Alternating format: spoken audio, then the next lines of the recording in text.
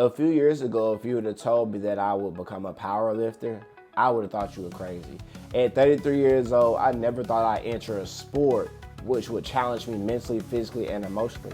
But first, let's talk about this accident. Something more similar to this. It was a freak accident for sure. I smashed my hand while doing box jumps in the gym right before becoming a power lifter, before my first week. I want to talk about how I went from this, being a 33-year-old gym influencer or enthusiast, to that, a 33-year-old power lifter, and competing in my very first powerlifting competition and placing. Change my name to the kid, that's a baby go. Keep it Drake like I started up OVO. You can get 1%, but I want the most. Got a house with a lake, so I bought a boat. About to switch up a play, that's an audible. State to state, private jet with some model hoes. Had to run up more dollars than followers. Yeah, this is how I started. I struggled with a whole bunch of lifts that I had way before, 205, 315, 365, and the form was terrible. So I went and I sought help and became a power lifter. The crazy thing about it was I injured myself on my first week. Yeah, it's still swollen.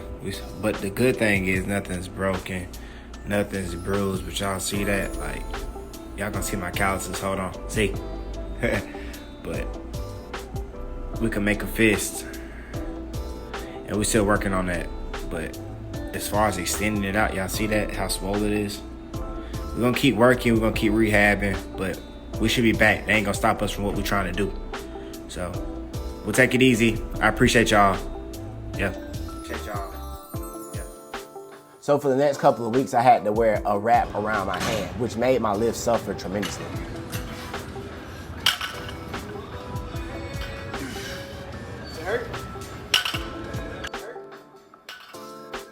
But I kept going, I kept striving to get stronger. The workouts were tough because my body wasn't used to going through this strenuous amount of training, but I kept pushing, I kept grinding, I kept growing, and I kept learning.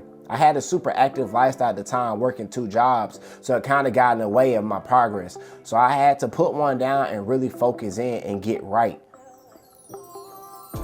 The only problem with that was I felt like I wasn't being consistent with myself when it comes to my nutrition, when it comes to eating. So I had to change things up. I had to continuously grow, continuously learn, get out of the ego lifting mindset, and most importantly, I had to focus on learning to eat a lot more than what I was doing.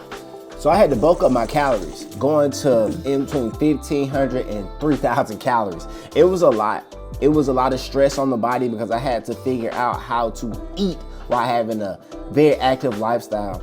But I figured out the formula, and before I knew it, my lift started becoming a lot better. I started becoming a lot stronger, and I started seeing more definition in my body. And started putting on muscle mass.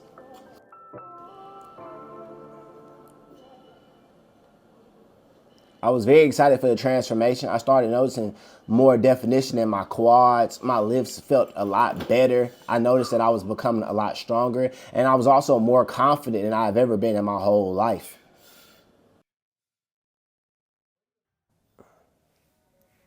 The closer it got to meet day, I started getting very nervous and I started doubting myself. I felt like I wasn't good enough, and I felt like I had very bad imposter syndrome. But I kept working, I kept grinding, I kept trusting in my coach, and I just followed the process and trusted more so than anything.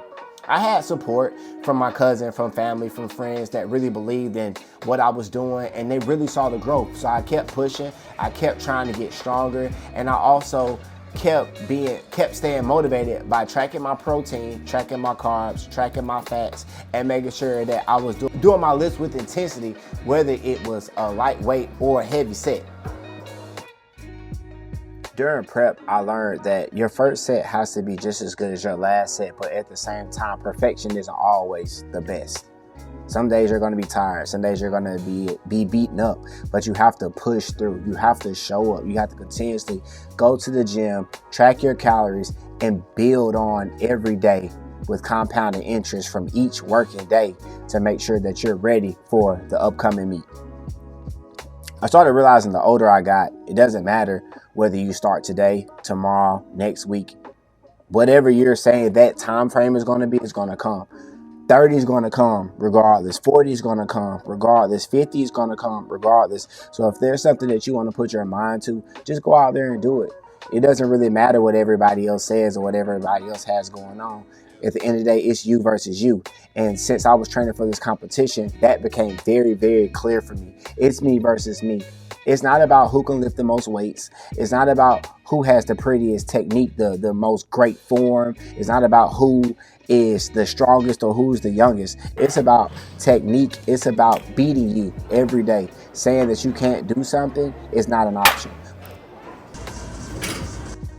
So we continued to push and get ready for the first competition.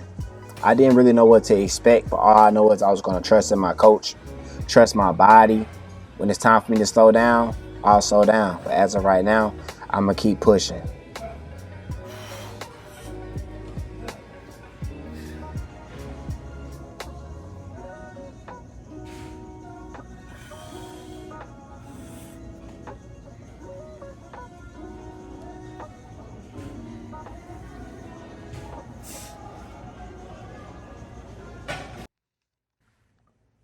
This was a great journey for me because I understood more about myself.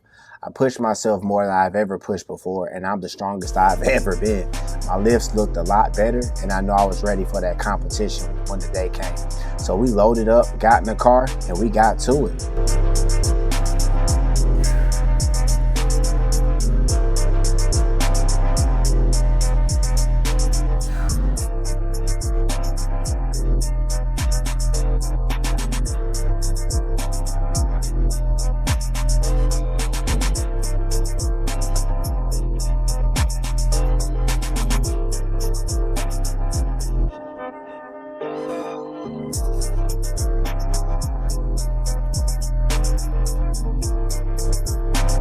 Listen, get him out here. Bench and deadlift still to come here at Our House Studios. Darius is doing work against 303.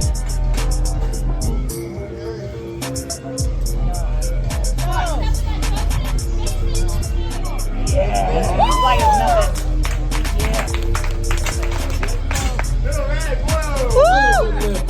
I want to get myself a t-shirt. That's what Darius is saying.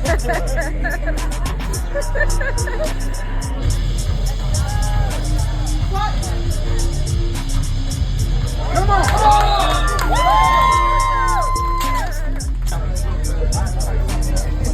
Bars loaded for Darius, 231.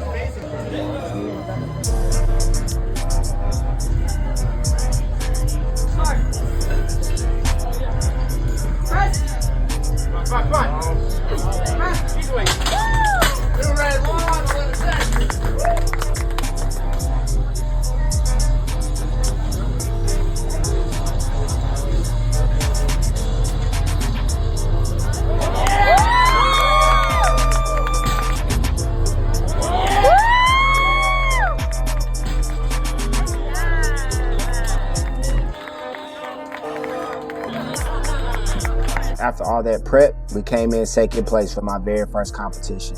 And I'm here to tell you, you're never too old. And if you want to do something, put your mind to it and get to it. I ain't got shit for a nigga, ain't nothing in this motherfucking world free. Zay got the motherfucking bass thumping. Y'all got the motherfucking trap jumping.